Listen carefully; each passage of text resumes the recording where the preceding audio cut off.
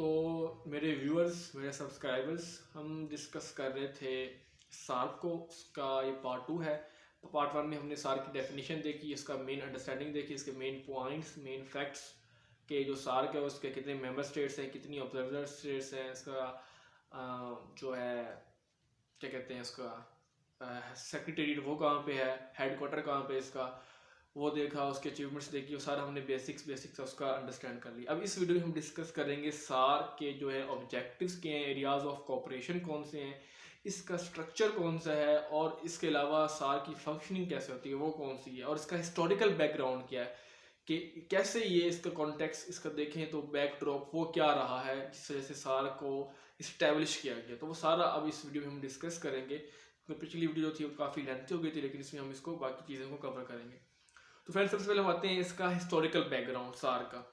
तो फ्रेंड्स जो south Asia जो एसोसिएशन है, जो सार्क का कॉन्सेप्ट है, इसका जो आइडिया है, तो ये जो रीजनल कॉर्पोरेशन का जो आइडिया है, ये बेसिकली आपके पास आता है मई 1980 को। 1980 में इसका आइडिया आता है, डिस्कस किया जाता है।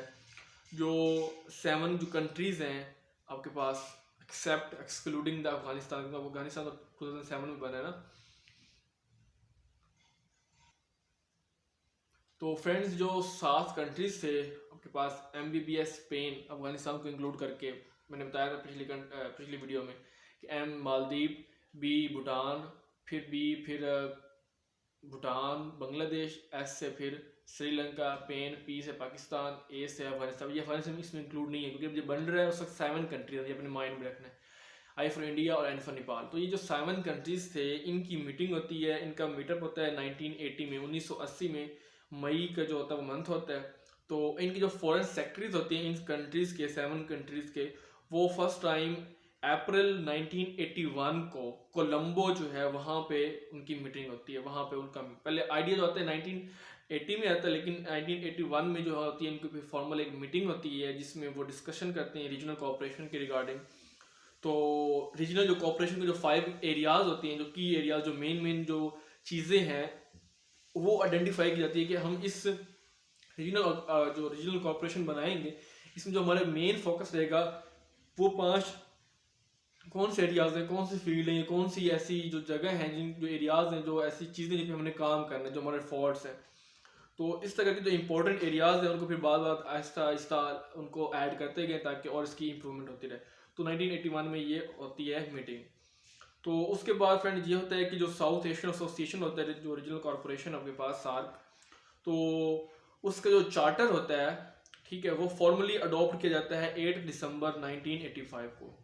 मतलब फॉर्मली जो होती है ना, ये फोर्स में जाती है, ये ऑफिशियली डिक्लेयर कर दिया जाता है सार्क को कि वो इस्टेब्लिश हो गई है। तो जैसे उसका चार्टर कंप्लीट होता है तो उसके बाद वो 8 दिसंबर 1985 को ये बनते हैं। जो heads of state of government हैं, जो हेड्स ऑफ स्टेट है आपके पास, जो इंडिया है, पाकिस्तान है, बांग्लादेश है, नेपाल है, भूटान है, ठीक है, श्रीलंका है। तो ये जो 7 जो कंट्रीज थे, इनके हेड्स ऑफ स्टेट जो है ये बैठते हैं और 8 दिसंबर 1985 को इसको फॉर्मली, इसको ऑफिशियली इसको फोर्स कर दिया जाता है, इसको इम्प्लीमेंट कर दिया जाता है। जो सार्क होता है वो इस्टेब्लिश हो जाता है, ठीक है, सार्क बन जाता है। अब हम आते हैं फ्रेंड्स, ये इसका था हिस्टोरिकल बैकग्राउंड। अब हम आते हैं एरियाज ऑफ कोऑपरेशन कि कौन कौन से एरियाज हैं, कौन कौन सी ऐसी फील्ड्स हैं या कौन कौन सी ऐसी वीकनेस हैं जिनको सार्क ने कवर करना है, जिनके ऊपर सार्क ने काम करना है, जिसके ऊपर सार्क ने जिनको डेवलप करना है, जिसके ऊपर सार्क ने उसको और बूस्ट करना है, वो क्या चीज़ें। तो एरियाज ऑफ कोऑपरेशन जो है सार्क नेशंस में। अब ये देखें सार्क किसके लिए बनी है। सार्क बनी है सार्क के लिए, सार्क के मेंबर्स के लिए, सार्क की कंट्रीज़ के लिए, सार्क के जो मेंबर स्टेट्स हैं जो मैंने पहले बताई हैं 8 आपके पास है, पाकिस्तान, इंडिया, अफगानिस्तान, नेपाल, भूटान, श्रीलंका, ठीक है, बांग्लादेश। तो इस 8 जो आपको पता ही है, तो इनको ग्रो करना, इनकी इश्यूज को रिजॉल्व करना या इनकी फर्दर डेवलपमेंट करने के लिए काम करती है। तो फर्स्ट जो एरिया है ऑफ कोऑपरेशन जो इसका है वो है एग्रीकल्चरल एंड रूरल डेवलपमेंट, कि एग्रीकल्चर डेवलपमेंट हो और रूरल डेवलपमेंट हो, ठीक है, मीन्स जो है सिटी बने, मेट्रोपॉलिटन सिटीज बने और उनको ग्रो करें। सेकंड इसका जो एरिया है, एरिया ऑफ कोऑपरेशन, जिसके ऊपर इन्होंने कोऑपरेशन करना है, जिसके ऊपर इन्होंने डेवलपमेंट करनी है, वो आपके पास है human resource development, HR development and tourism. कि टूरिज्म हो, ह्यूमन रिसोर्सेज डेवलपमेंट हो, ह्यूमन की जो रिसोर्सेज हैं वो फुलफिल हो, और टूरिज्म जो होता है वो टूरिस्ट आए, विजिट करें ताकि फ़ायदा हो। तो टूरिज्म जो है उसको बूस्ट किया जाए। 2 हो गया। थर्ड जो है इनका जो एरिया ऑफ कॉपरेशन है जिसके ऊपर जो सार्क के मेंबर्स हैं, सार्क के जो 8 कंट्रीज हैं जो काम करेंगी, वो होगा इकोनॉमिक, ट्रेड एंड फाइनेंस। कि इकोनॉमी जो है वो स्ट्रॉन्ग हो, इनके जो स्टेट्स हैं, जो 8 नेशंस हैं, जो 8 कंट्रीज हैं, इनके दरमियान इनकी इकोनॉमी तो बूस्ट करे। सेकंड, इनके दरमियान ट्रेड हो, सस्टेनेबल और बेनिफिशियल जो है इनके दरमियान जो है एक तरह की ट्रेड हो।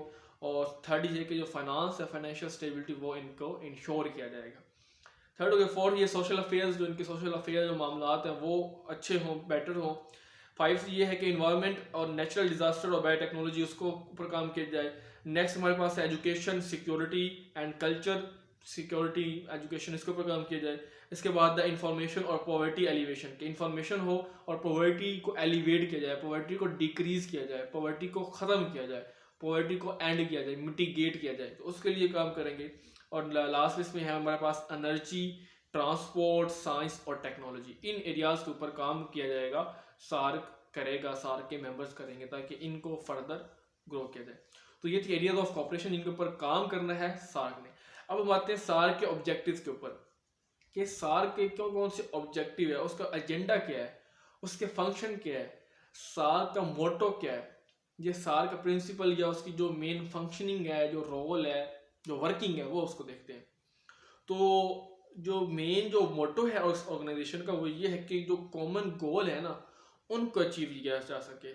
जो इन तमाम जो स्टेट्स हैं, मेंबर स्टेट्स, उनके जो कॉमन इंटरेस्ट हैं उनको प्रोटेक्ट किया जा सके, उनको सेफ गार्ड करे और उनको अचीव किया जा सके।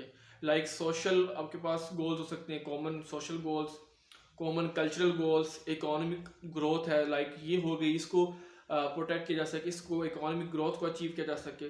तो साउथ एशिया का जो रीजन है, जो साउथ एशिया का जो सारा एरिया है, साउथ एशियन में जो 7-8 बल्कि 8 जो कंट्रीज आती हैं, इन सब की जो ये एरियाज हैं, कॉमन इंटरेस्ट हैं, वो परसू हों, वो प्रिजर्व हों, जिसमें उन्होंने बता दिया science, technology, education, tourism, etcetera etcetera. तो ये सारा इसके अंदर आ जाना है। ठीक हो गया। तो जो इसके लिए इसने काम करना है। इसके बाद जो इनका चार्टर है, सार का जो चार्टर है, उसमें जो चीज़ें डिस्कस की गई वो हम देख लेते हैं। चार्टर में ये होता है कि उसका बेसिक मोटिव क्या होता है, ऑब्जेक्टिव बताया जाता है।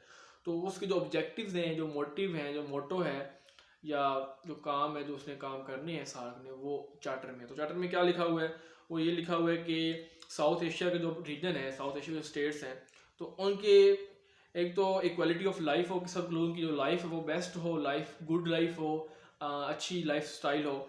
नेक्स्ट ये है कि लोगों के दरमियान वेलफेयर हो, वेलफेयर एक अच्छे जो है ना क्या कह सकते हैं कि डेवलपिंग जो इनिशिएटिव्स हैं वो लिए जाएंगे। तो वेलफेयर ऑफ पीपल को प्रमोट किया जाएगा साउथ एशिया के अंदर। और जो क्वालिटी ऑफ लाइफ है ना वो इंश्योर की जाएगी, कि लोगों की जो लाइफ की क्वालिटी है, अच्छी लाइफ स्टाइल हो, अच्छी लाइफ हो, मीन सारी फैसिलिटीज़ अवेलेबल हो, ठीक है, सारे के सारे जो एक्सेसेस हैं या फैसिलिटीज़ हैं, इसके साथ जो अपॉर्चुनिटीज़ हैं वो दी जाए। तो ये सार्क का जो है ना वो काम है। जो इनके जो मेंबर्स हैं, जो सार्क के रीजन में आते हैं, जो साउथ एशियन के रीजन है, उन सबको जो है उनकी वेलफेयर हो और उनकी क्वालिटी ऑफ लाइफ जो है वो बेटर हो, ताकि जैसे हमारे पास यूरोप है, बाकी जो डेवलपिंग नेशन है, सॉरी डेवलप्ड नेशन हैं, उसी तरह ये डेवलपिंग नेशन भी ग्रो करें। तो ये उसका काम है। नेक्स्ट इसका है कि जो चार्टर में लिखा हुआ है वो ये है, इकोनॉमिक ग्रोथ हो, उसको एक्सेलरेट किया जाएगा, उसको इन्हांस किया जाएगा। सोशल प्रोग्रेस होगी, कि सोशल जो है प्रोग्रेस वो वर्किंग होगी। कल्चरल डेवलपमेंट होगा इस रीजन में, जो तमाम इंडिविजुअल्स हैं। इसके अलावा जो है इंडिविजुअल्स को अपॉर्चुनिटी दी जाएगी कि वो अपना जो पोटेंशियल है उसको यूटिलाइज करें, अपने पोटेंशियल और डिग्निटी को रियलाइज करके उसको अपना कंट्रीब्यूशन दें। तो वो उनको डिफरेंट अपॉर्चुनिटीज़ दी जाएंगी सार के थ्रू। नेक्स्ट इसके बाद ये है कि जो कलेक्टिव सेल्फ रिलायंस है वो बने, कलेक्टिव कॉपरेशन हो, मींस एक तरह की डिपेंडेंस हो, इंटर डिपेंडेंस, और एक तरह की आप कह सकते कॉपरेशन हो। तो रिलायंस हो कि एक स्टेट दूसरी स्टेट के ऊपर रिलाई कर रहेगी, तो उसको प्रमोट किया जाएगा। कलेक्टिव जो है ना सेल्फ रिलायंस, उसको स्ट्रेंथन किया जाए, उसको इंक्रीज किया जाए, ताकि जो साउथ एशिया के कंट्रीज हैं वो आपस में मिलजुल कर रहें। उनको पता हो कि ये इसका नुकसान हो तो फिर मेरा नुकसान हो रहा है, तो उनकी जो है ना सारी अंडरस्टैंडिंग वो अच्छी हो। तो ये इसके ऊपर काम किया जाएगा।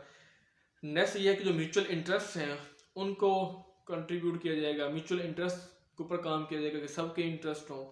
इसके बाद एक कंट्री की दूसरी कंट्री के दरमियान जो अंडरस्टैंडिंग है वो स्ट्रॉन्ग की जाएगी, जैसे मैंने पहले बात की, अंडरस्टैंडिंग स्ट्रॉन्ग की जाएगी, अप्रिशिएशन होगी और जो प्रॉब्लम्स होंगे उनको रिजॉल्व किया जाएगा।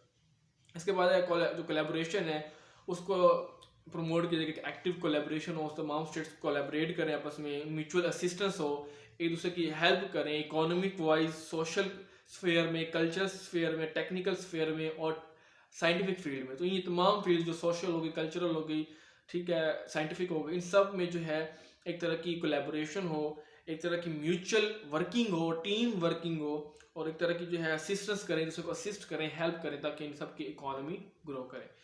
नेक्स्ट इसमें हमारे पास है कोऑपरेशन हो, डेवलपिंग जो कंट्रीज हैं इन सब के दरमियान कोऑपरेशन को प्रमोट किया जाएगा, इन्हांस किया जाएगा, कोऑपरेशन को इंश्योर किया जाएगा, ठीक है। इसके अलावा जो है इंटरनेशनल और जो रीजनल ऑर्गेनाइजेशंस हैं तो उनके साथ ये कोऑपरेट करेंगी। जो बाकी ऑर्गेनाइजेशंस हैं ना इंटरनेशनल लेवल पे और रीजनल लेवल पे, तो उनके भी जो जो इनके इंटरेस्ट हैं उनके भी वो इंटरेस्ट होंगे, तो उनके साथ जो सिमिलर एम्स हैं और जो सिमिलर पर्पसेस हैं जिन ऑर्गेनाइजेशन के, तो उन ऑर्गेनाइजेशन के साथ ये सार काम करेगी ताकि फर्दर और जो है बेनिफिट हो, ठीक है। तो फ्रेंड्स ये था हमारे पास सार का, इसके हमने हिस्टोरिकल बैकग्राउंड देखा, इसकी हमने एरियाज ऑफ कोऑपरेशन देखे, इसका हमने चार्टर देखा। तो अभी लेंथ फ्रेंड्स वीडियो की लेंथ बड़ी हो गई है, तो नेक्स्ट जो पार्ट है उसको हम नेक्स्ट वीडियो में कवर करेंगे। अभी तक बस इतना ही होप्स हो गई, ये भी तो हमने पढ़ा आपको अंडरस्टैंड हो गया होगा। आपको वीडियो अच्छी लगी होगी तो चैनल को सब्सक्राइब कर दीजिएगा। मिलते हैं नेक्स्ट वीडियो में, till then thanks for watching, take care.